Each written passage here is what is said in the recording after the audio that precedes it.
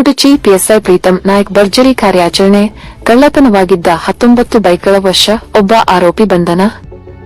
ರಾಯಬಾಗ ತಾಲೂಕಿನ ಕುಡಚಿ ಪೊಲೀಸ್ ಠಾಣೆ ವ್ಯಾಪ್ತಿಯಲ್ಲಿ ನಡೆದಿದ್ದ ವಾಹನ ಕಳ್ಳತನ ಪ್ರಕರಣವನ್ನು ಭೇದಿಸಿದ ಪೊಲೀಸರು ತಮ್ಮ ಚಾಕಚಕ್ಯದಿಂದ 19 ಬೈಕ್ಗಳ ಪತ್ತೆ ಹಚ್ಚಿ ಆರೋಪಿಯೊಬ್ಬನನ್ನು ಬಂಧಿಸುವಲ್ಲಿ ಯಶಸ್ವಿಯಾಗಿದ್ದಾರೆ.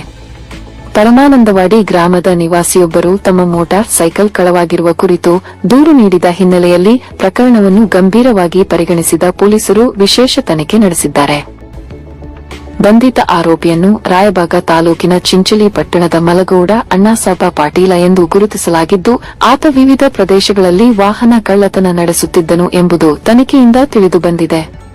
ತನಿಖೆಯ ಸಂದರ್ಭದಲ್ಲಿ ಆರೋಪಿಯಿಂದ ಒಟ್ಟು 19 ಮೋಟಾರ್ ಸೈಕಲ್ಗಳನ್ನು ವಶಪಡಿಸಿಕೊಳ್ಳಲಾಗಿದ್ದು, ಅವುಗಳ ಅಂದಾಜು ಮೌಲ್ಯ ಸುಮಾರು 5,75,000 ರೂಪೀಸ್ ಆಗಿದೆ.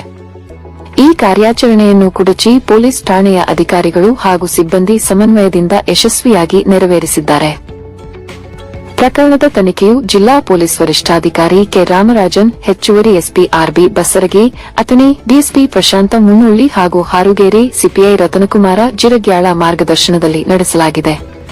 ತನಿಖಾಧಿಕಾರಿಯಾಗಿ ಪಿಎಸ್ಐ ಪ್ರೀತಂ ನಾಯ್ಕ ಹಾಗೂ ಪಿಎಸ್ಐ ಪಿಯ ಮಾನೆ ಕಾರ್ಯನಿರ್ವಹಿಸಿದ್ದು, ಸಹಾಯಕರಾಗಿ ASI KR Salunke, RS Rabakavi, HS Guddad, SS Sasanur, CPCA Shandage, Banappa Koth, MB Patil, SS Farnakar ಸೇರಿದಂತೆ ತಂಡದ ಇತರೆ ಸಿಬ್ಬಂದಿ ಕಾರ್ಯಾಚರಣೆಯಲ್ಲಿ ಭಾಗವಹಿಸಿದ್ದರು.